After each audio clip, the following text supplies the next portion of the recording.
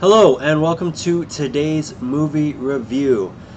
Today, I don't really sound like myself. I feel like I've kind of been hit by a truck or a train, or, you know, I guess in that aspect, I really do feel like I'm Spider-Man then. Because today we're going to talk about Spider-Man Far From Home, in which he got hit by a physical train.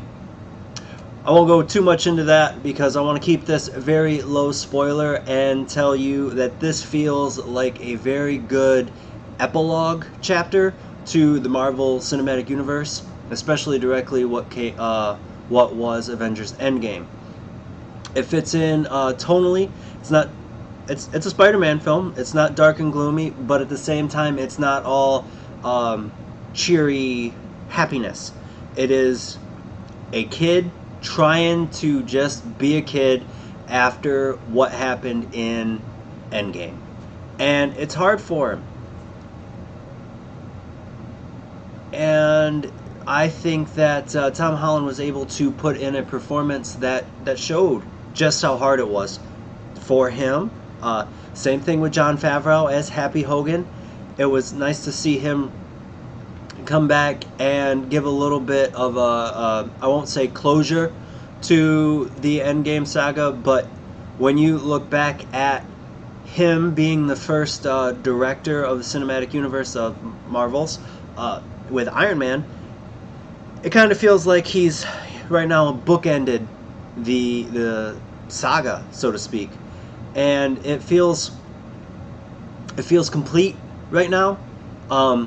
Sure, by the end of it, there are threads here and threads there about where they could go, and that's what really piqued my interest with Spider-Man Far From Home.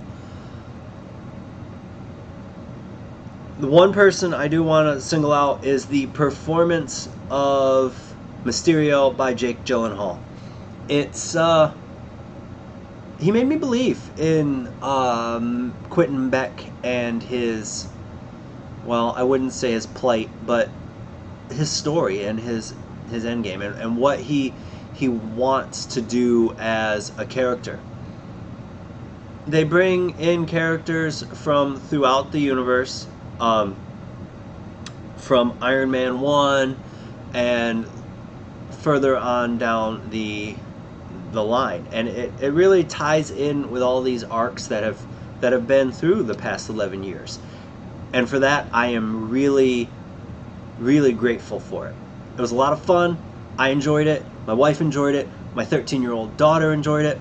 There was one section at the beginning with swearing, but it was done for comedic timing. It was on that school news radio TV show.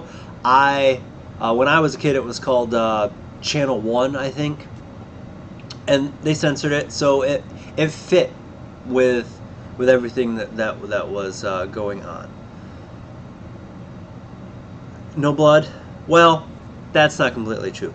There was a little bit of blood, nothing too overly done. It was a Spider-Man film, and it's a film that can be seen by all ages, and all ages can have fun with it. Though I do feel that this movie does well on its own. You'll get a lot more out of it if you have seen Spider-Man Homecoming, Avengers Infinity War, Avengers Endgame, and Captain Marvel. But for that Captain Marvel tie-in, I'm not going to tell you where it comes from. You're just going to have to find out for yourself.